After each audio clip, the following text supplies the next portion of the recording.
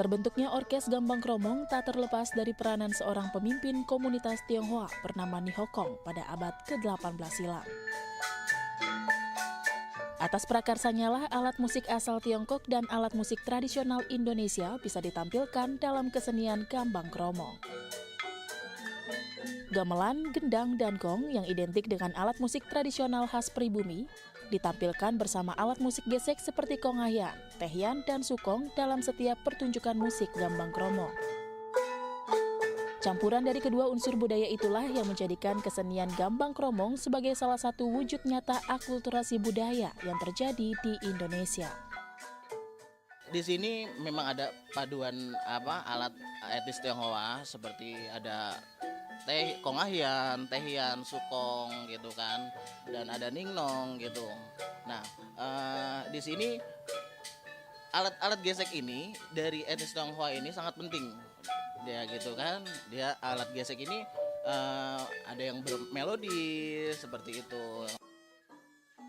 Seperti namanya, dalam pertunjukan musik, Gambang Kromong dibagi ke dalam dua bagian, yakni gambang alat musik jenis pukul dan kromong jenis alat musik gesek. Permainan pada alat musik gambang meliputi alat musik ketrek, gong, gongnam, dan ningnong dengan 18 wilah dan 1 buah gerobok.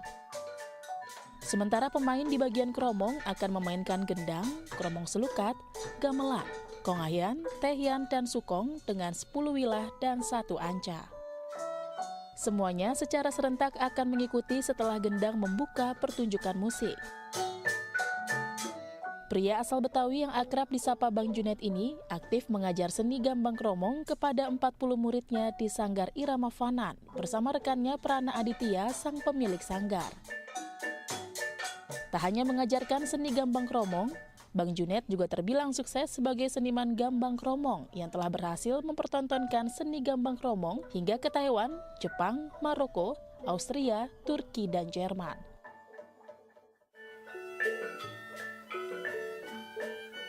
Unsur pribumi dan etnis Tionghoa yang terdapat di dalamnya menjadikan Gambang Kromong sebagai salah satu wujud nyata dari lahirnya akulturasi budaya di Indonesia. Hal ini terbukti dari alat musik sejenis orkes gamelan yang dipadukan dengan alat musik etnis Tionghoa seperti sukong, tehian, dan konghayan. Dari kawasan Jagakarsa, Jakarta Selatan, Nova Monika, Hendri Pramudia melaporkan. Ya, tak hanya aktif mengajar seni musik Gambang Kromong di Sanggar Seni Irama Fana miliknya, pria bernama lengkap Prana Aditya Putra Yomi atau yang akrab disapa Prana ini juga kreatif di bidang pembuatan alat musik kongahian, tehian, dan sukong. Ya, kemampuannya dalam membuat alat musik kongahian, tehian, dan juga sukong dipelajarinya secara otodidak sejak 5 tahun lalu hanya dengan melihat dan mencontoh cara pembuatannya melalui media internet. Alat musik kongahian adalah alat musik gesek yang menjadi bagian dari kesenian Gambang Kromong.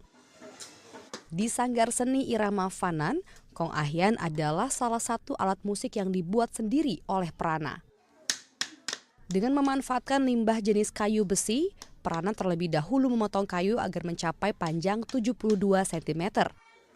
Kemudian Prana membuat ukiran sekitar 125 mili dan 165 mili untuk mempercantik bentuk kongahian.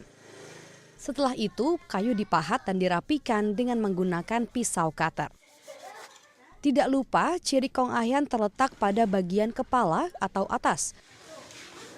Agar dapat menyatu dengan pegangan kongahian, kepala harus dilakukan dengan cara dibor.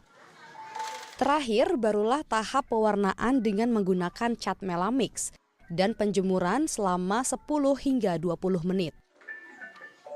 Untuk membuat satu buah kongahian, Prana membutuhkan waktu sekitar 2 hingga 3 hari. Karena memang saya pekerja seni, saya dari kecil udah belajar seni Gambang Kromong, emang berpenduduk asli di sini itu, udah tinggal di sini dari lahir, walaupun orang tua bukan sukunya lah gitu.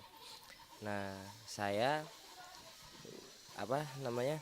udah jadi pekerja seninya, tapi pas ini kan namanya manggung itu nggak nentu gitu kan, manggung nggak nentu. Akhirnya saya coba-coba bikin sesuatu, apa yang saya lihat saya copy, saya bikin, saya ikutin, sampai akhirnya ketagihan karena juga ada yang beli juga, jadi ya terus.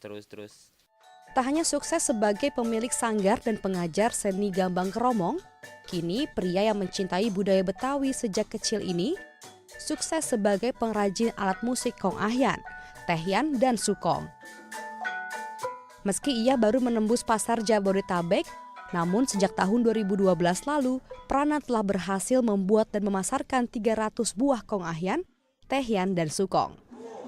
Usai sudah perjumpaan kita hari ini, esok hari kami akan kembali tentunya dengan beragam informasi menarik lainnya. Ya, jangan lupa follow Twitter dan Instagram kami di @haloindo.itv.